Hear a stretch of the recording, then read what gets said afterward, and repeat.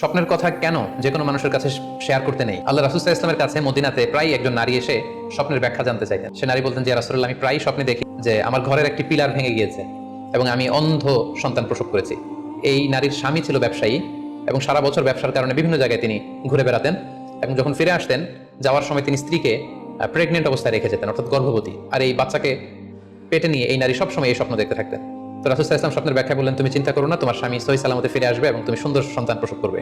হঠাৎ একবার সে নারী আল্লাহ রাসূল সাল্লাল্লাহু আলাইহি ওয়াসাল্লামের বাসায় এসে দেখলেন যে আল্লাহ রাসূল সাল্লাল্লাহু আলাইহি ওয়াসাল্লাম ঘরে নেই। আমাদের আয়েশার কাছে খুলে বললেন যে আমি স্বপ্নে দেখি যে আমার ঘরের একটি পিলার ভেঙে গিয়েছে আর আমি একটি অন্ধ সন্তান প্রসব করেছি। এই কথা শুনে আমাদের আয়েশা রাদিয়াল্লাহু তাআলা আনহা অবাক হয়ে গেলেন। তিনি বললেন, তাই নাকি? তোমার স্বপ্ন যদি সত্য হয় তাহলে ঠিকই তোমার স্বামী মারা যাবে এবং তুমি একজন ফাজের পাপাচারী সন্তান প্রসব করবে। ঘটনা আল্লাহ রাসূল সাল্লাল্লাহু আলাইহি ওয়াসাল্লাম শুনে আমাদের আয়েশাকে বললেন, আয়েশা, তুমি এটা ঠিক করোনি। তুমি যদি কখনো কারো স্বপ্নের ব্যাখ্যা করো, তুমি ভালো ব্যাখ্যাটা করবে, কখনো মন্দ দিক থেকে ব্যাখ্যা করবে না। হয় চুপ থাকবে, ব্যাখ্যাই করতে যাবে না, আর যদি স্বপ্নের ইন্টারপ্রিটেশন তুমি করতে চাও তাহলে ভালো ব্যাখ্যাটা করবে।